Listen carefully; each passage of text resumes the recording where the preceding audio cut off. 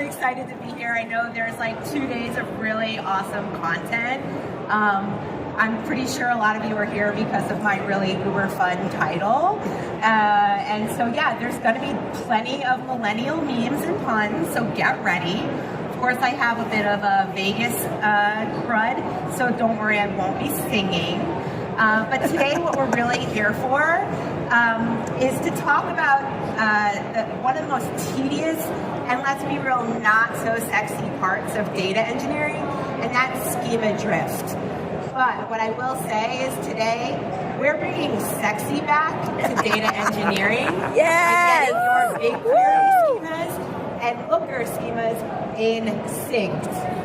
That's right. Dr. Jessica Rudd. I'm currently working as a staff data engineer at FanDuel. There we go. At FanDuel. So #1 sportsbook in America. Happy draft week to everyone. But I will say this amazing project was done during my time at Intuit MailChimp with an amazing team. We'll talk about them in a minute. And so you had a little bit of a spoiler alert, but since it is almost May, I could not resist that it is going to be May.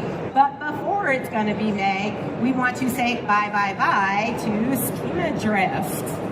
Of course, every great band has a lineup, and this was the amazing lineup that I had the privilege of working with for 3 years at Intuit, who worked on this project. Brad, Kernal, Alex, and Destiny, they are the part of the A+ core data products team at that organization. And I say, even though I'm no longer at MailChimp, what's really cool about working in technology is we are really just kind of, instead of being parts of different companies, we are all part of a very similar technological ecosystem, solving similar problems, just under different contracts and tools. So, give them a shout on LinkedIn if you think about it. They've done some really great work using creativity to solve like everyday engineering and business problems. So, very privileged to have worked with them. So, of course, like I said, I did say bye to that team, just like the namesake of this project. But today we are making sure that we are saying bye instead to schema drift. So, what are some of the problems that we deal with day to day with our data engineering schemas, BigQuery and Looker for our visualizations, right? So for us, our team managed the business intelligence layer for MailChimp, and we also manage the corresponding Looker explorers, Looker models, right? Keeping our BigQuery tables in sync with the corresponding LookML modeling code in Looker was a very tedious, error-prone process.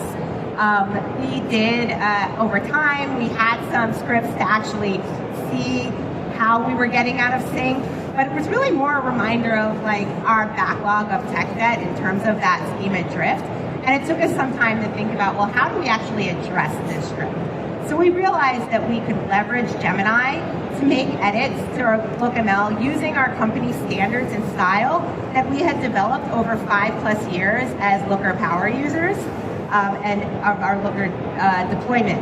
And by doing that, we could build a system to keep our BI models in Looker up to date as soon as our BigQuery models were up to date with our BigQuery schemas, which then would improve the self-serve Explore experience for our downstream users, our analytics and data science users, giving them a seamless experience and more confidence and trust in the data that they were seeing day to day. Introducing Timberlake.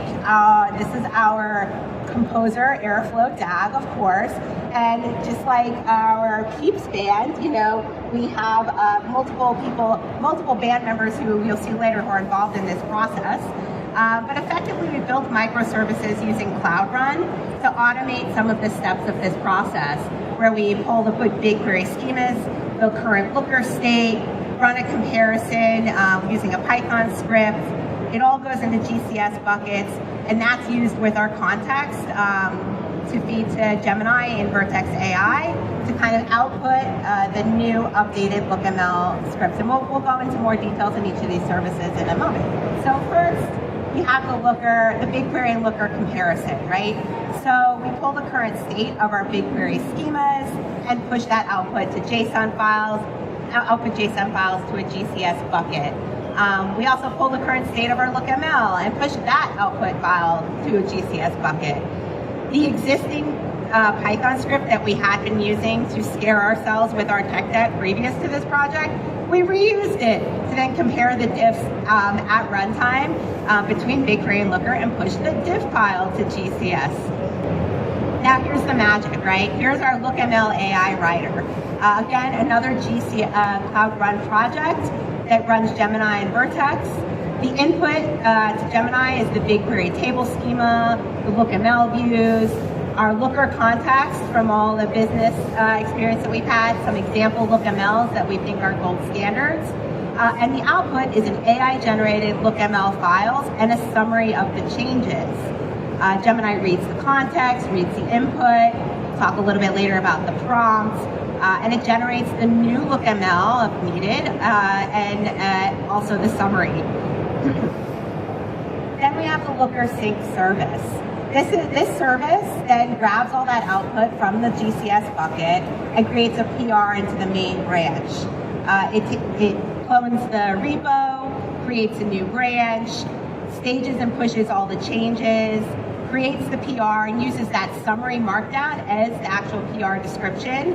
What's really nice about the summary markdown is in the prompt we kind of tell it, put everything in order by table so that it's really easy for our engineers to then scan the description so they know this is the changes that are happening, it makes sense, they know what they're looking for. So again, a detailed description of the changes, and then an alert is sent to our Slack channel with the validation results that we ran in this process using the Looker API. Interestingly, this service was actually the hardest to deploy because our GitHub is GitHub Enterprise running on a VPN, and our Google Cloud was not behind the same VPN. If anybody knows about Cloud Run, it uses a dynamically rotating set of IPs, so we needed a static IP.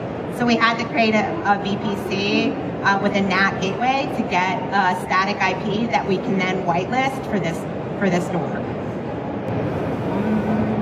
Cool. Well, all those pieces are together, and in the words of Justin Timberlake, I know what it takes to put on a good show for the fans. And in this case, in data engineering, our fans are our downstream consumers, our business analysts, our data scientists, the C-suite, right? And keeping everything in sync definitely keeps our fans happy. So here's our DAG with our full suite of our band members. We've got Chris and Joey up front doing our BigQuery, pulling our BigQuery schemas and Looker states. We got JC doing the choreographed dance of comparison. Justin doing the magic of the Gemini model, and Lance getting it all up in GitHub. And once this whole thing passes, yeah, you better believe it's gonna be May. Again, I'm here for the millennials. So, yeah, there's a lot going on here, but I can tell you, generally speaking, the prompt, right? Of course, we know in AI, prompting is crucial. So some of the things that we included here are like the do's and don'ts. Use our existing context. Keep the features in alphabetical order. Do not change the existing measures. Don't change the order of the schema unless there is actually a schema change. Basically, don't get fancy.